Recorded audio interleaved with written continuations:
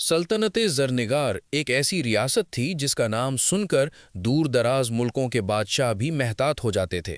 इसकी सरहदें वसी थीं, खजाने भरे हुए और लश्कर नज़्म ज़ब्त की मिसाल समझे जाते थे। मगर इस अजीम सल्तनत की असल ताकत इसका सोना या इसकी फ़ौज नहीं थी, बल्कि वो वक़ार था जो इसके हुक्मरानों की रगों में दौड़ता था। इसी सल्तनत पर एक मलिका हुक्मरान थी जिसे अवाम और तारीख़ खामोश मलिका के नाम से जानते थे।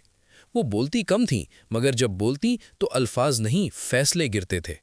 खामोश मलिका का असल नाम तारीख़ के औराक में कहीं गुम हो चुका है। कोई उसे एहतरामन भला नहीं लिख सका, कोई खौफ की वजह से। वो दरबार में बैठतीं, आंखें नीची, चेहरा संजीदा। वज़ीर लंबी तकारीर करते, काजी दलाइल देते, मगर सब जानते थे कि अंजाम सिर्फ मलिका की एक नज़र पर होता था। उसकी खामोशी में गुरूर नहीं था, उसमें दर्द था। ऐसा दर्द जो ज़ुबान पर आ जाए तो तख्त हिल जाए। मलका हमेशा से मलका नहीं थी। इक़्तिदार से पहले वो एक आम औरत थी, नर्म दिल, हसास और ख्वाब देखने वाली।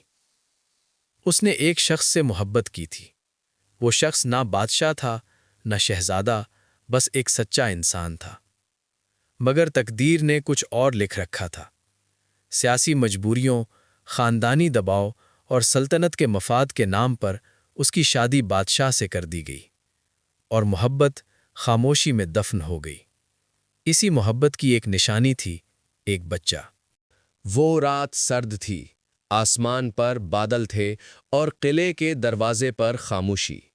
मलका ने अपने हाथों से उस बच्चे को किले के बाहर रखा। उसकी आंखों से आंसू बह रहे थे, मगर आवाज ना निकली।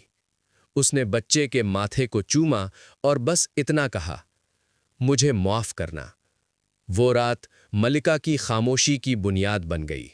सालों बाद बादशाह का इंतकाल हुआ। सल्तनत सोग में डूब गई, मगर इस सोग में सियासत की बू शामिल हो गई।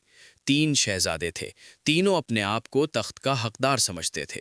दरबार साजिशों से भर गया, हर मुस्कुराहट के पीछे खंजर छुपा था, और इन सब के बीच खामोश मलिका। एक रात मलका ने शाही कातिब को बुलाया। मशलों की रोशनी में उसने एक वसीयत लिखवाई। शर्त सिर्फ एक थी, ये वसीयत 40वीं रात से पहले नहीं खोली जाएगी। कातिब ने पूछा, मलका ऐसा क्यों?